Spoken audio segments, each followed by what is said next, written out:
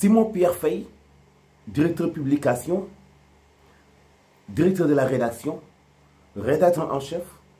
ou directeur général de la Sen TV. Autant de questions yu mën nañu ko poser lan la ci. En tout cas ba li may mujjee xam il était le rédacteur en chef doon ko ñu dind ko Birahim Touré doon ko mu doonaat ko finalement mën a comprendre sax lan la Simon doonul lu yomb bu fekkee da nga nekk ci génn kër goo xam ni këru tasukaayu xibaar bu mag la te osé wuñu pour afficher organigramme pour kenn ku nekk xam lan mooy tâche am ak responsabilité am ndeysaan nit ñi lay woowee dong noonu ngay nekkee victime ndeysaan mboolem ñi nga xam ne fréquenté nañu rédaction bu groupe des médias toujours dañuy poser ay questions kii lan mooy sa responsabilité lan mooy wane ni yaay responsable lu nangam loolu lu mat a am solo la dinaa ci dellu soit mais sama vidéo tey bi c'est juste pour demander le procureur mu dimbali ñu teggi loxo Simon Pierre Faye. Pourquoi ndeysaan il est victime te xamul lu tax mu doon victime est-ce que moom mooy responsable le fait ñu reprendre article bi ci page Facebook bu groupe des médias loolu question la et xam naa li tax ma laaj ko est-ce que Simon Pierre Faye egg na sax am na accès ci page boobu est-ce que am na accès ci page boobu pour mën a assister ou joxe ordre ou autorisation pour ñu publier article boobu ci page boobu loolu mooy question bi à ma connaissance ci li ma fa xamoon musta nekk responsable section digitale bu groupe des médias moom Simon Faye kan mooy responsable section digitale bu groupe des médias loolu question la wax naa leen ko sànq organigramme dafa am solo alors kan moo osé publier boobu la article beneen bi ci des li tax may demander di ñaan ngir ñu teggi ko loxo mooy dafa reprendre benn article bu ñu bind bu fekkee dañuy wax suñu métier te suñu xibaar nañu wax ñun ñëpp honnêtement ba ci fan yële bi ñuy annoncé ni Macky Sall Maroc daf ko ni jël say kaak ak say dëbës nga dem dañu sukkandiku woon ci benn journal Seneweb sukkandiku ci journal boobu ba loolu nekk xibaar fii ci Sénégal et loolu dafa mus a nekk muy reprendre benn article bu ñu bind fenn dafa mus a nekk source taskatu xibaar nañu waxante dëgg maa ngi fàttali ko atum 2015 amoon naa même convocation que Simon Pierre Faye fekk ma reprendre benn article boo xam ni Le Monde moo ko bind ci ni l'argent de Lamine Diack aurait financé la campagne de Macky Sall et man présentateur la jamono jooju Pape Bess Diba moo nekkoon sama rédacteur en chef adjoint Ndeye Astou Gueye moo nekkoon directrice programme au moins il y avait benn organigramme comme Massamba Mbaye directeur général comme Ben Mactar Diop directeur de la rédaction avant Ben Mactar il y avait Cheikh Omar Ndao comme directeur de l'information Birahim Touré nekk rédacteur en chef remplacé Simon Pierre Faye entre-temps amata yeneen changement Evelyne nekk rédacteur en chef adjoint comprendre organigramme bi yombul c'était pas important li amoon solo jamono jooju mooy gagner ba ñu xàmmee ñu ci géew bi ay professionnels lekk fa def seen liggéey ci na mu jaadoo imposé wu di def ay éditions yu doy waar ak ay émissions yu am solo loolu moo tax may demander ñu bàyyiwaat Simon Pierre Faye donte woon dañ koy lal sax ci yërmande waaw jar na ko jar na tinu bu fekkee xam nga tey ki ñu teg loxo responsabilité am ni mu néewee ci loolu nga xam ne am na man mi xam kër ga may wax maanaam connaissance am responsabilité am dafa néew lool ci article boobu ñu bind parce que dañ ko bind ci page officielle bu Zik FM la ñu wax loolu la ñu wax te ma xam ni ba bi may mujjee am ci sama connaissance du Simon Pierre Faye mooy contrôler boobu les pages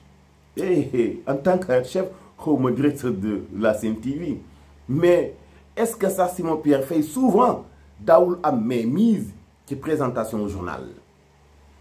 daawul am sax mainmise ci ni ñuy composer journal même bu fekkee il était le rédacteur en chef mais confiance bi mu amoon ci équipe bi mu amoon liggéey bi ñu doon def farlu gi ñu farlu woon takku gi ñu takku woon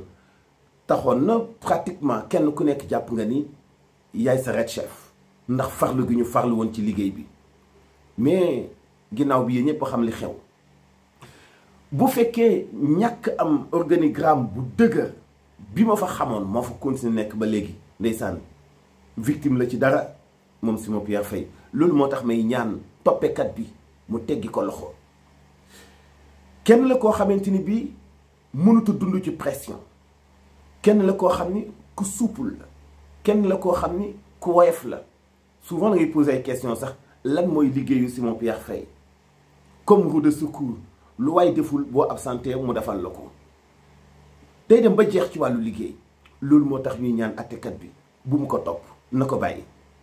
mais reprendre article aussi daawul doon délit bu am solo ci Sénégal dëggantaan ci wàllu métier tasum xibaar nañu waxante dëgg. xam naa ni Sen TV soppeeku na am na ay nit yu fay wax guddeeg bëccëg suba ngoon du ñaay taskatu xibaar xamuñu dara ci média xamuñu dara ci métier mi maîtriser wuñu nada ci communication sans compter yeneen yi fay am ci suuf jaxasoo loolu ak wàllu politique mais du tey bu dëgg jotee nañu waxante dëgg. xam ngeen ni man défendre ma Sen TV xam ngeen ni man cause bu noble donc laay jéem a défendre mooy reprendre article d'un journal lu mus a am la. beneen bi ci des lan moo gênant ci article bi peut-être xëy na moowu convoqué Ouattara convoqué na Ousmane Sonko Abidjan xëy na moowu convocation bi moo grave moo tax ma poser question ni est-ce que Simon Pierre Faye mooy auteur article boobu ci page officielle bu des médias est-ce que moom la. c'est un grand journaliste boo xam ni bokk na ci ñi gën a mën a modérer mots yi ñuy utiliser ak expression yi ñuy def billaahi bokk na ci ñi gën a mën a modérer ak utiliser ay mots yu gën a modérer ak expression yi ñuy def toujours day xool nu mu gën a woyofe nu mu gën a souple nu mu gën a ñàkk a mën a blessé nit moo tax ma ni ndeysaan victime lan la est-ce que moom mooy auteur bi foofu la question bi nekk. Simon kan lay défendre kan lay ñekk war nañu approfondir enquête bi pour ñu xam kan mooy responsable digital bu groupe des médias foofu la question bi nekk ndeysaan dama ko ñeewante Simon Pierre Faye parce que xëy na moom mooy mbubboo di wuyoo appellation takkatel ndomba tànk je dis bien appellation takkatel ndomba tànk red chef o directeur publication quel que soit appellation la ci benn responsabilité boo xam ni bu amee lu ñuy toppee yow la ñuy topp xam nga lu gën a graaw nag ñu def la benn barrage bu lépp luy ñëw dal ci sa kaw te sentiroo ko ci sa dund du sa am-am du sa mën-mën du sa kilifteef du sa sañ-sañ ca fa ngay liggéeyee te lu ñëw dal ci sa kaw ndax nañu lay woowee. moo tax j'interpelle sama ay benn journaliste yi nga xam ni ñu ngi ci média yi di interpréter information bi nañ ci def ndànk nañu moytoo blessé nit ku baax nañu moytoo blessé ku ci doonul responsable nañu moytoo blessé ki ñu exposé ndax un simple nom nañu moytoo blessé Simon Pierre Faye waaw war nañu définir organigramme ci groupe de presse bu mag bu toll ni groupe des médias xëy na loolee li tax Simon tey ñu teg ko loxo waaye jàpp naa ni garde à vue la nekk waaye xëy na foofu lay yem te maa ngi continuer di ñaan ngir ñu génne ko parce que bu dul moom bind article boobu xam gi ma xam Simon Pierre Faye du bind mukk pour reprendre benn journal pour wax ni dañu convoqué Alassane Ouattara dafa convoqué Ousmane Sonko Abidjan pour situation politique bi nekk ci Sénégal Simon du expression Simon bokk na ci journaliste yi gën a prudent Sénégal je l'ai pratiqué presque 12 ans ou 13 ans Simon bokk na ci journaliste yi nga xam ni bon on peut dire ñu gën a ragal gën a prudent gën a souple ci anam gi ñuy tase xibaar ñun dañ ko doon sax di tooñee moo tax ma ni kan mooy auteur reprise boobu ñu def ci benn article bi nga xamante ni bi confidentiel moo ko bind lu mat a tey la xam naa man xam naa li tax may tinul Simon Pierre Faye du tee nag ñu continuer wax ci anam gi nga xam ni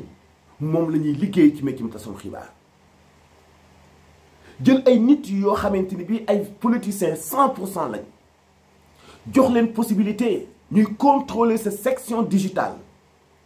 lu leen neex bind lu leen neex wax te toujours dafay sewet ci ndoddum ki ñu ni mooy responsable rédaction bi wala mooy jiite kër gi te fekk na laalewu ci mani Simon Pierre Faye du reprendre benn journal ci façon bi ñu ko reprendre ci page officielle bu groupe des médias kan moo ko reprendre xëy na moom mooy responsable bi mënuñu ko tuumaal keneen ku dul moom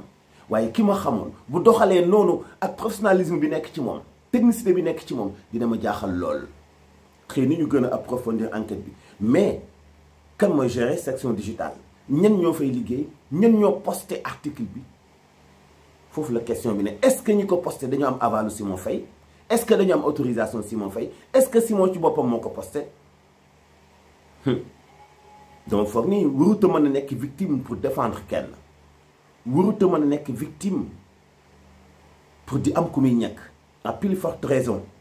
ci ñi ko séq ñu bëri dañu kooju ci wàllu politique ak wàllu partisan ak parparloo ak propagande ba egg ci benn niveau boo xam ni Simon xam na li may wax ñi fa nekkoon ñëpp di liggéey bu dañu commencé ci zéro pour taal kër gi pousse ko ba mu am fu mu egg doon ay professionnel ñi fa nekk ak ñi fa nekkul parce que Evelyne Mandiouba mu ngi fa ba tey Simon Pierre Faye mu ngi fa ba tey bon foofu laa ci mën a yem Ndeye Khady Thiam Tall xëy na ñi ci des Mansour Diop ma nga fa woon Birahim Touré Fatou Abdou Ndiaye El Hadji Ahmed Aïdara Abdoulaye Mbow Mame Gor Ngom Massamba Mbaye Cheikh Oumar Ndaw Ben Matar Diop Amina Gueye ndam si yàlla sa Momar Sini Ndiaye Momar Diong bi nekk directeur bu APS tey ah non il y avait une grande équipe lan moo xew foofu la question bi nekk li xew ni mu leen umpee mun na umpee noonu Simon Pierre Faye te man mi leen ni donte woon ni tey dañu koy woowee comme chef mais xam naa ni il a ses limites dëggantaan xam naa ni force wala poigne bu mu am pour di bindulu di poster di dugal ak di génne li ko neex loolu du Simon kooku du Simon pouvoir boobu du Simon ñëpp xam nañu li xew ah xëy na ñi fa nekkul woon mais ñi fa nekk kenn du weddi li may wax nañu creuser xool kan mooy auteuru article boobu beneen bi ci des mooy ñu xam ni aussi article daawul sonal taskatu xibaar bu joxee source maanaam bu fekkee daf ko reprendre parce que moowu convocation bi moo ci diis ndax Ousmane Sonko nekkul di waaj dem Côte d'Ivoire rakay ci information lan moo ko fa yóbbu xëy na duñu étaler lépp ndax état la moo tax ma ne est-ce que Simon Pierre Faye moo dugal article bi pour utiliser moowu convocation Ouattara ci Ousmane Sonko mbaadu dañ koo tayle loolu mooy question bi mbaadu dañ koo tayle ndax ni ñu koy woowee directeur redcher directeur d'information directeur rédaction directeur communication je ne sais pas mais liberté boobu moo ti ñi tey ñi xamul dara ci métier bi ñi ànd ak patron de presse politicien propagandiste yi yàq nañu métier bi dëkkee tayle taskatu xibaar yi mais lii problème bi mooy vous les journalistes yéen a desee am poigne pour def fasciner ay patron ñu respecter dogal yi nga xam ni moo taxoon ñu taxawal kër yooyu te moo taxoon ngeen di liggéey ak ñoom caaxaan baaxul ku nekk xam nga ni tey organe de presse yu bëri dafa yàqu ndax dañu ko transformer ay ëtti politique transformer seen bopp aussi ay opposition mais loolu jaaduwul te mënut a continuer ndeysaan des fois ma wax ni chroniqueur boo xam ni mënut a sax def reportage mënut a sax bind benn poste xamul sax ni ñuy poser question mënut a sax titrer mënul sax présenter journal et kooku tey la ñuy teg ci kaw plateau muy yàq nguur di yàq way takk der di yàq diplomatie lu ko neex te dara du ko ci fekk et ki moom organe bi di ko cautionner di ko wax sax li muy wax di ko wax sujet yi muy wax ñi moom organe yi di toñal les vrais journalistes yi am liberté yi am seen sañ-sañ yi am indépendance ngir privilège ñu xamul dara ci métier mi te doon ay saagakat ndeysaan te nii lay demee saa bu defee njombe ak musiba ñu yan ko professionnel bi nga xam ni ngaaka la ci li ko dal xamul sax li ko dal yëgul sax nan la ko dalee xëy na yëgul sax la tax ñu woolu ko bien sûr. Il faut ngeen déggloo ma bu baax nag fi may waxee parce que maa ngi jeexal sama vidéo je dis bien nañ ci teey te laaj kan mooy auteur boobu la article te ñu bañ a sukkandiku ci appellation ngir mën a tayle nit ki nit koo xam ni xamul fitna dal na tey na yaru na suupul na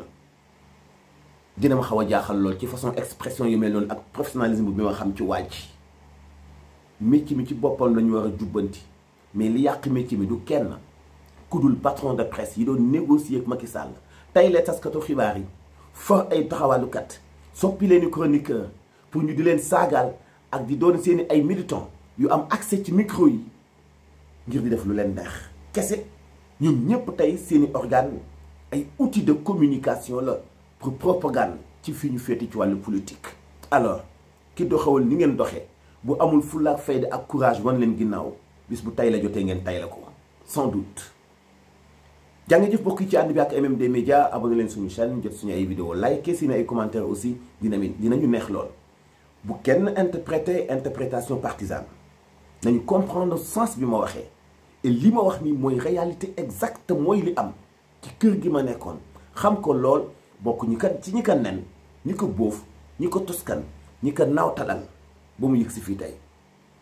moo tax may répéter di poser question boobu tey ñaan toppekat bi li lay rasul mu wayfal ko te teggil loxo Simon Pierre Faye mi ma jàppe toujours innocent bi nekk victime